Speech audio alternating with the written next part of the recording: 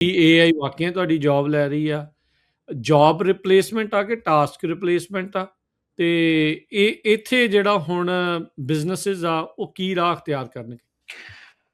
ਸੋ ਦੋ ਤਰੀਕੇ ਆ ਰਾਜ ਕਰਨੇ ਨੂੰ ਦੇਖਣ ਦੇ, ਇੱਕ ਤਾਂ ਬਿਜ਼ਨਸ ਦੇ ਪਰਸਪੈਕਟਿਵ ਤੇ ਇੱਕ ਐਜ਼ EMPLOYE ਦੇ ਪਰਸਪੈਕਟਿਵ। ਜਦੋਂ ਆਪਾਂ ਐਜ਼ EMPLOYE ਇਸ ਚੀਜ਼ ਨੂੰ ਡਰ ਕੇ ਬਹਿ ਜਾਂਦੇ ਵੀ ਆਰਟੀਫਿਸ਼ੀਅਲ ਇੰਟੈਲੀਜੈਂਸ ਨੇ ਭਾਈ ਸਾਡੀਆਂ ਜੌਬਾਂ ਲੈ ਲੈਣੀਆਂ, ਇਹ ਠੀਕ ਆ ਕੁਛ ਹੱਦ ਤੱਕ ਗੱਲ, ਪਰ ਇਹ ਪੂਰੀ ਤਰ੍ਹਾਂ ਸੱਚਾਈ ਨਹੀਂ ਹੈਗੀ, ਟੂ ਨੈਰੋ ਆ ਹੈ ਨਾ ਗੱਲ।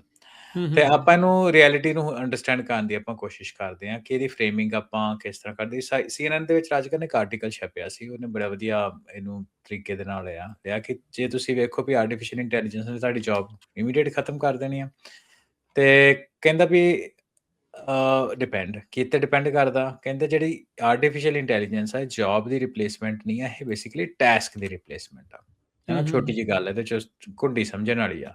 ਹੁਣ ਸਵਾਲ ਇਹ ਆ ਕਿ ਜਿਹੜਾ ਆਰਟੀਫਿਸ਼ੀਅਲ ਇੰਟੈਲੀਜੈਂਸ ਨੇ ਟਾਸਕ ਰਿਪਲੇਸ ਕੀਤਾ, ਕੀ ਤੁਸੀਂ ਸਿੰਗਲ ਟਾਸਕ ਕਰਦੇ ਪਏ ਆਪਣੀ ਜੌਬ ਦੇ ਉੱਤੇ? ਤੇ ਜੇ ਉਹ ਤੁਸੀਂ ਸਿੰਗਲ ਟਾਸਕ ਕਰਦੇ ਪਏ ਹੋ ਤੇ ਟਾਸਕ ਉਹਨੂੰ ਆਰਟੀਫਿਸ਼ੀਅਲ ਇੰਟੈਲੀਜੈਂਸ ਨੇ ਰਿਪਲੇਸ ਕਰਤਾ, ਤੇ ਫਿਰ ਤੁਹਾਡੀ ਜੌਬ ਰਿਪਲੇਸ ਹੋ ਗਈ ਨਾ। ਤੇ ਇਹਦੇ ਵਿੱਚ ਇਹ ਪਹਿਲੀ ਤਰ੍ਹਾਂ ਦਾ ਰਾਜ ਕਰਨ ਇਦਾਂ ਦਾ ਰੈਵੋਲੂਸ਼ਨ ਆ ਵੀ ਜਿਹਦੇ ਵਿੱਚ ਜਿਹੜੀ ਲੋਐਸਟ ਸਕਿੱਲ ਜੌਬ ਆ ਉਹ ਨਹੀਂ ਆ ਵੀ ਉਹੀ ਸਾਰੀ ਐਕਸਪੋਜ਼ਡ ਹੈਗੀ ਆ। ਬਹੁਤ ਜ਼ਿਆਦਾ ਵਾਈਟ ਕਾਲਰ ਜੌਬਸ ਹੈਗੀਆਂ ਜਿਹਦੇ ਵਿੱਚ ਰਾਈਟਿੰਗ ਹੋ ਗਈ, ਰਿਸਰਚ ਹੋ ਗਈ, analysis, coding, customer support, administration work, ਜਿਹੜਾ ਜਿਹਨੂੰ ਟ੍ਰੈਡੀਸ਼ਨਲੀ ਵਾਈਟ ਕਾਲਰ ਜੌਬ ਕਹਿੰਦੇ ਆ, ਉਹ ਵੀ ਬਰਾਬਰ ਦੀਆਂ ਐਕਸਪੋਜ਼ਡ ਆ। ਜਿਹੜੇ ਲੋਅਰ ਸਕਿੱਲ ਜੌਬਾਂ ਹੈਗੀਆਂ ਵਾ ਉਹ ਰੋਬੋਟਿਕਸ ਦੇ ਨਾਲ ਐਕਸਪੋਜ਼ਡ ਆ, ਤੇ ਜਿਹੜੀਆਂ ਵਾਈਟ ਕਾਲਰ ਹੈਗੀਆਂ ਉਹ ਆਰਟੀਫਿਸ਼ੀਅਲ ਇੰਟੈਲੀਜੈਂਸ ਦੇ ਨਾਲ ਐਕਸਪੋਜ਼ਡ ਆ। ਸੋ ਜਿਹੜਾ ਚ ਰੀਅਲ ਸ਼ਿਫਟ ਆ ਰਾਜ ਕਰਨ ਇਹ ਆ ਕਿ ਇੱਕ ਬੰਦਾ ਜਿਹਦੇ ਕੋਲ AI ਦੇ ਨਾਲ ਕੰਮ ਕਰਨ ਦੀ ਸਮਰੱਥਾ ਵਾ, ਉਹ ਹੁਣ ਕੰਮ ਕਰ ਸਕੂਗਾ ਜਿਹੜਾ ਅੱਜ ਤੋਂ 10 ਸਾਲ ਪਹਿਲਾਂ 3 ਬੰਦੇ ਕੰਮ ਕਰਦੇ, ਜਾਂ 5 ਸਾਲ ਪਹਿਲਾਂ ਹੀ ਕਹਿ ਲਓ, ਹਨਾ, 3 ਬੰਦੇ ਕੰਮ ਕਰਦੇ ਸੀ।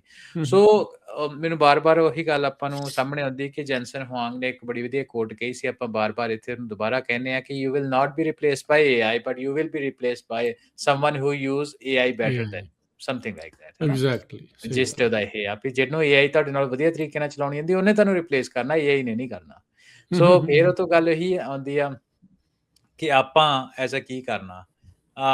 ਹੁਣ ਇਹਦਾ ਇੱਕ ਅਨਫੋਰਚੂਨੇਟ ਗੱਲ ਇਹਦੀ ਇਹ ਵੀ ਆ ਕਿ ਜਿਹੜੀ ਆਪਾਂ ਕਹਿ ਵੀ 3 ਬੰਦਿਆਂ ਦਾ ਟਾਸਕ ਇੱਕ ਬੰਦੇ ਨੇ ਕਰਨਾ।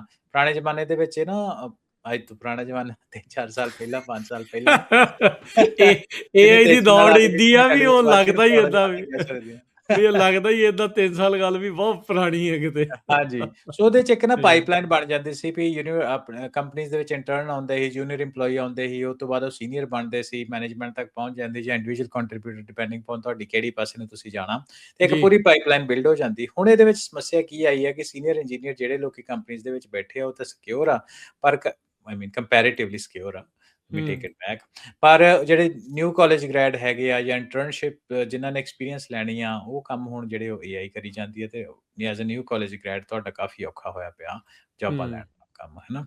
ਸੋ ਪ੍ਰੈਕਟੀਕਲ ਐਡਵਾਈਸ ਰਾਜ ਕਰਨੇ ਚ ਕੀ ਆ ਕਿ ਲਰਨਿੰਗ ਕਰੀਏ as a community artificial intelligence ਬਾਰੇ, ਤੇ AI ਏਜੰਟਸ ਨੂੰ ਸਮਝੀਏ ਤੇ ਉਹਨਾਂ ਨੂੰ ਬਿਜ਼ਨਸ ਡਿਪਲੋਏ ਕਰੀਏ, ਜੌਬਾਂ 'ਚ ਡਿਪਲੋਏ ਕਰੀਏ, ਉਹਨਾਂ ਨੂੰ ਮੈਨੇਜ ਕਿੱਦਾਂ ਕਰਨਾ ਉਹ ਸਮਝੀਏ, ਵਰਕ ਫਲੋ ਦੀ ਆਟੋਮੇਸ਼ਨ ਕਿੱਦਾਂ ਆਪਾਂ ਕਰ ਸਕਦੇ ਹਾਂ ਉਹਦੇ ਬਾਰੇ ਤੇ ਆਪਾਂ ਧਿਆਨ ਦਈਏ, ਤੇ ਡੋਮੇਨ ਐਕਸਪਰਟੀਜ਼ ਜਿਹੜੀ ਤੁਹਾਡੀ ਹੈਗੀ ਉਹ ਤੇ ਹੈ ਹੀ ਹੈ, ਤੇ ਉਹਨੂੰ AI ਟੂਲਸ ਦੇ ਨਾਲ ਉਹਨੂੰ ਆਪਾਂ ਹੋਰ ਕਿੱਦਾਂ ਬਿਹਤਰ ਬਣਾ ਸਕਦੇ ਹਾਂ।